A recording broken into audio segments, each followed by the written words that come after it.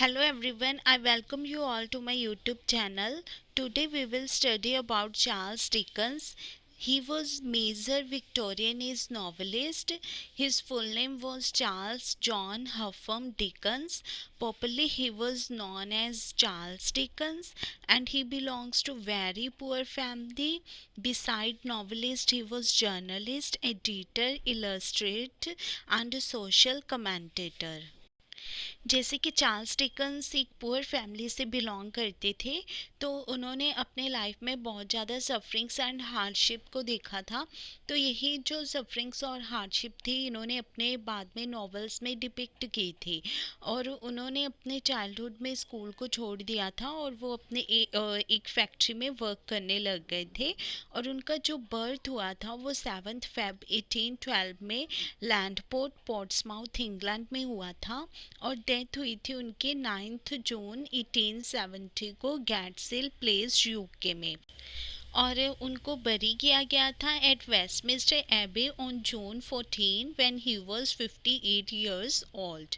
और उनके जो फादर थे उनका नेम था जॉन डिकन्स जो कि एक क्लर्क थे नेवी पे ऑफिस में। और उनके मदर का नेम था Elizabeth Dickens.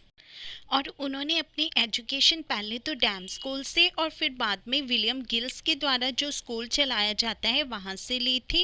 And he was 19th century representative Victorian novelist and journalist.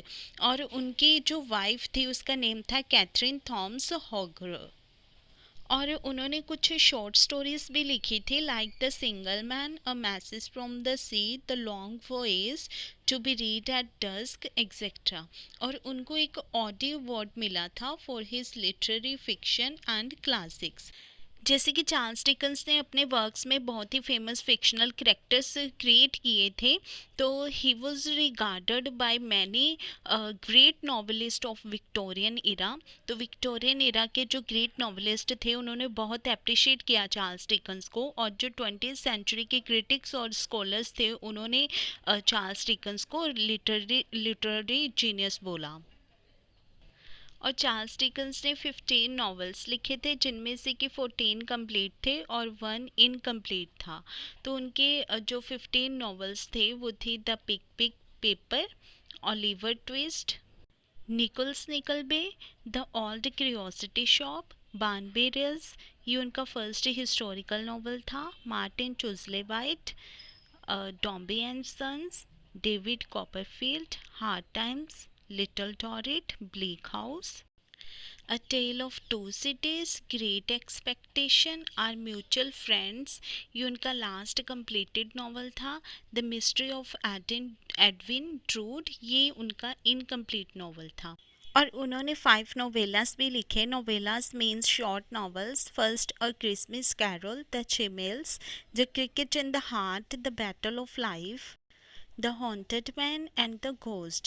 Now let's discuss about his famous work in brief. First, the Pickwick Paper. हमने जो ऊपर उनके 15 नॉवेल्स देखे थे उनमें से जो उनके फर्स्ट 7 नॉवेल्स थे वो तो उनके सूडोनेम बॉस से पब्लिश हुए थे और बाकी के जो नॉवेल्स थे वो उनके खुद के नेम से पब्लिश हुए थे। तो उनकी जो फर्स्ट नॉवल है वो है द पिकविक पेपर जो कि उनके सूडोनेम बोज से पब्लिश हुई थी। और इसका फुल टाइटल है द पोस्टुमस पेपर ऑफ पिकविक क्लब।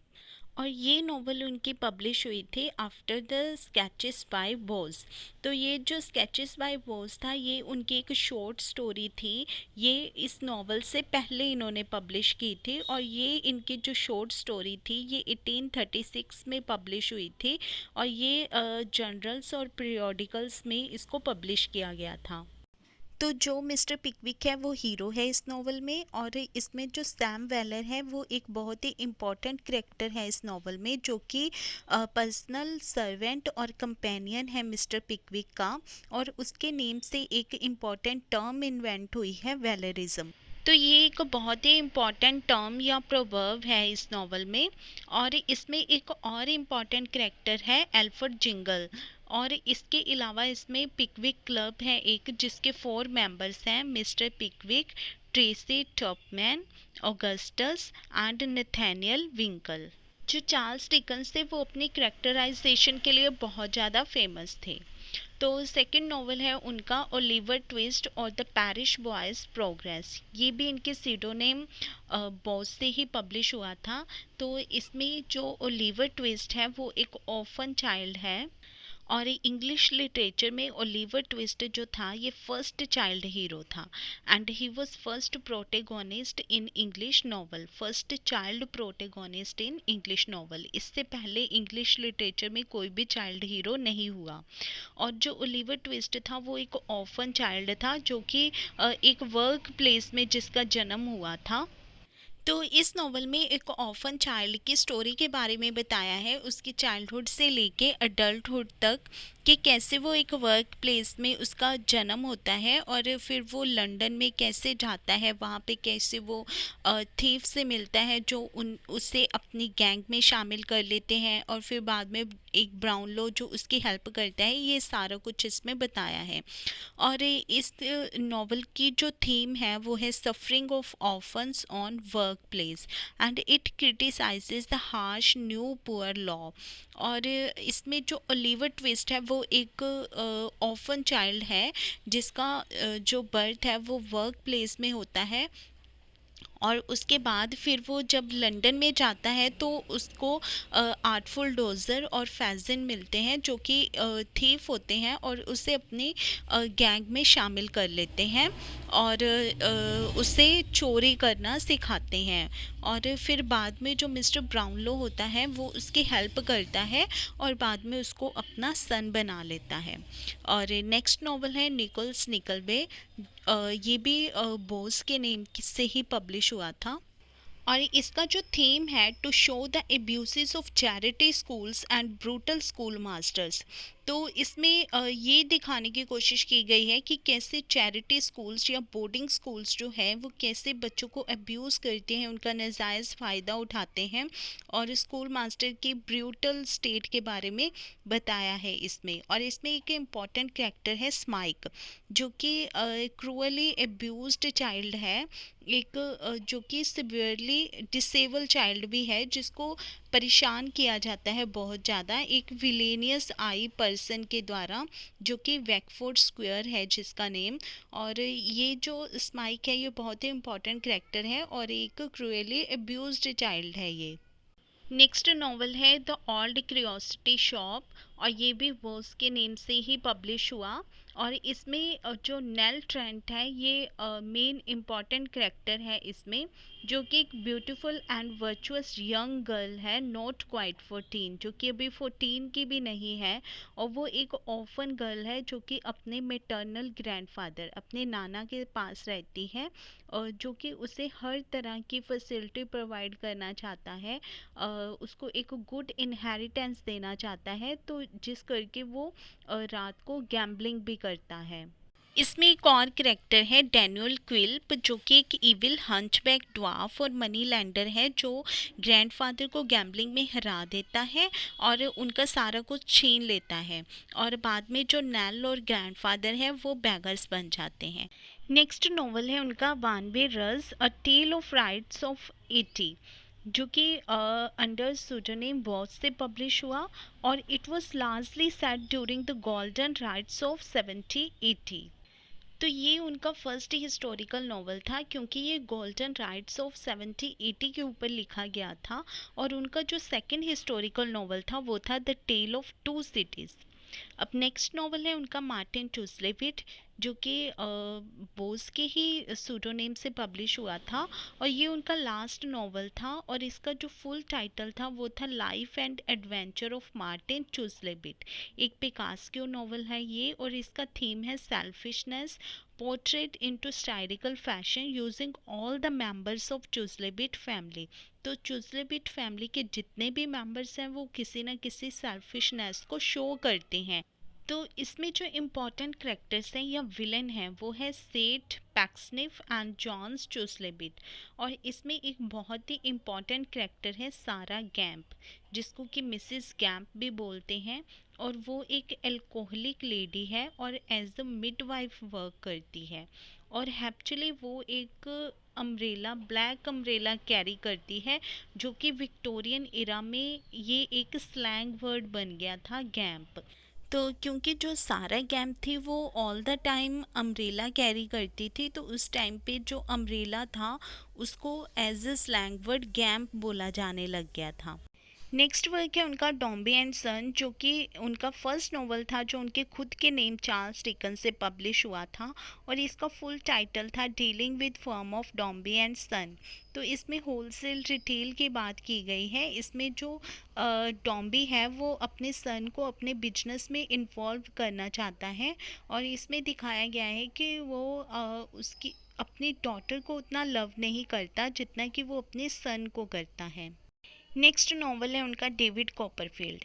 इसका फुल टाइटल है the personal history, adventure, experience and observation of David Copperfield the younger of Blunderstone Rookery which he never meant to publish on any account. ये इसका full title है, और ये एक तरह से चार्ल्स डिकन्स की ऑटोबायोग्राफी थी, और उसका फर्स्ट फेवरेट नॉवल था ये चार्ल्स डिकन का। और इसका जॉनर है बिल्डिंगस्टॉर्म, जो कि सेम ऑफ ओलिवर ट्विस्ट है। ओलिवर ट्विस्ट का जॉनर जो था वो भी बिल्डिंगस्टॉर्म था।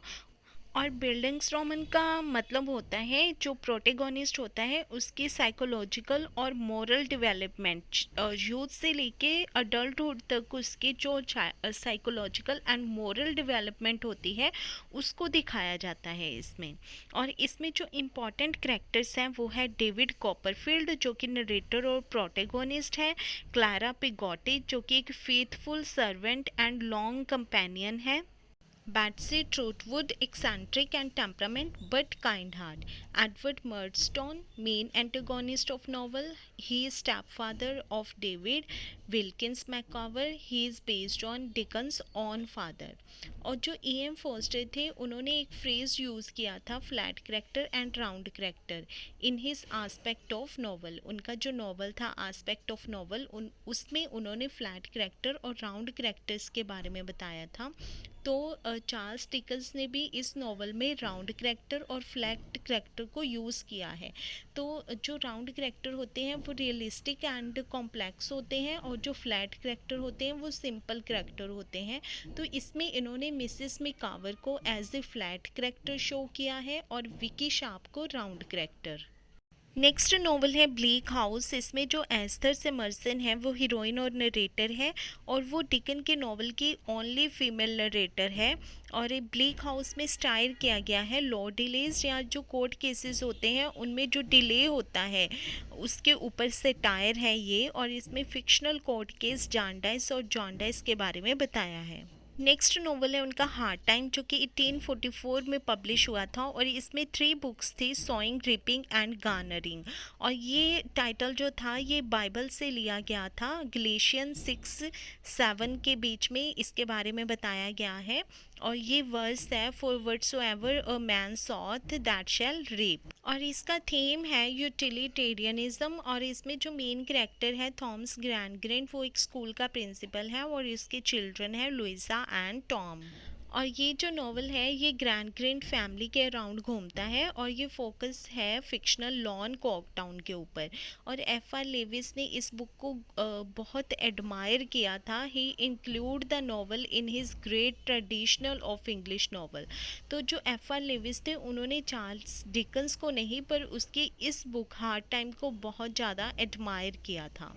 नेक्स्ट नॉवल है उनका लिटिल डॉरेट। इसका थीम है इनजस्टिस विच परसिक्यूट्स पुअर डेप्टर्स, टायराइजेस डेप्टर्स, प्रिजन। इसमें एक प्रिजन है जिसका नेम है मार्शल सी। यहाँ पे उनके खुद के फादर को भी इम्प्रिजन किया गया था। तो उनके फादर ने लोन लिया था जिसको वो नहीं चुका पाए थे, जिस वजह से उनको इम्प्रिजन कर दिया गया था मार्शल सी प्रिजन में। तो इसमें इन्होंने यही दिखाया है कि किस तरह से जो पुअर डेप्टर होते हैं उनको कैसे परसिक्यूट किया जाता है जब वो अपना डेप्ट नहीं चुका पाते। तो जिस प्रिजन में, जिस मार्शल सी प्रिजन में इनके फादर को इम्प्रिजन किया गया था वही नेम इन्होंने इस नॉवल में रखा है। इसमें जो करेक्टर्स हैं, विलियम डॉरेट जिसको इम्प्रिजन किया जाता है और उसके 3 चिल्ड्रन हैं, एडवर्ड, फैनी एंड एमी। और इसमें जो एमी है इसी को लिटिल डॉरेट बोला गया है। और इसमें एक सर्क्यूमलोकेशन ऑफिस के बारे में बात की गई है। ये आपको क्वेश्चंस भी आ सकता है सर्क्यूमलोकेशन ऑफिस के बारे में। ये वो होता है यहाँ पे ब्यूरोक्रेट्स रहते हैं। नेक्स्ट वर्क है उनका अ टेल ऑफ टू सिटीज़। इसमें लंदन और पेरिस के बीच में जो वॉर हो रही थी उसके बारे में बताया गया है। इसकी एक इम्पॉर्टेंट लाइन है, it was the best of time, it was the worst of time, it was the age of wisdom. तो इसमें इन्होंने इंग्लैंड और फ्रांस की पिक्चर दिखाई है और ये वर्क इनका इन्फ्लुएंस था कार्लाइल्स के French revolution and rain of terror से। इसमें जो करेक्टर्स हैं, एक इसमें मैडम डिफाज है जो कि विलन है।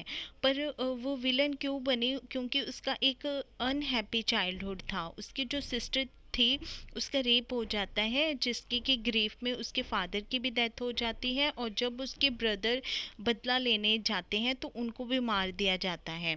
तो शी सफ़र बाय अरिस्टोक्रेट। तो उसमें एक आर्ट है कि वो निटिंग करती है, वो निटिंग में बहुत परफेक्ट है। तो वो जिससे भी बदला लेना चाहती है, जिसको भी मारना चाहती है, उसका नेम वो उस हैंकी के ऊपर स्टिच कर देती है। नेक्स्ट नॉवल है ग्रेट एक्सपेक्टेशन। इसके 2 एंडिंग्स हैं और इसका जॉनर है बिल्डिंग्स रोमन, क्योंकि इसमें जो ऑफन पिप जो प्रोटेगोनिस्ट है उसकी पर्सनल ग्रोथ और डेवलपमेंट के बारे में बताया है। और जो पिप है उसका फुल नेम है फिलिप पिरिप, जिसको कि पिप बोलते हैं। और ये फर्स्ट पर्सन नरेटर है इसमें। और इसके ओपनिंग सीन में ग्रेवयार्ड दिखाया गया है और इसमें जो और करेक्टर हैं, Pip, Abel, Magwitch, Miss Havisham, Estella and Joe Gregory. तो इसमें 2 एंडिंग्स की गई थी। पहली में जो पिप है वो सिंगल रह जाते हैं और एस्ट्रेला रीमैरिज कर लेती है। पर जो दूसरी एंडिंग है इसमें पिप और एस्ट्रेला की मैरिज हो जाती है। So this is all about Charles Dickens' life and about his works. If you like my video, please subscribe my channel. Have a great day.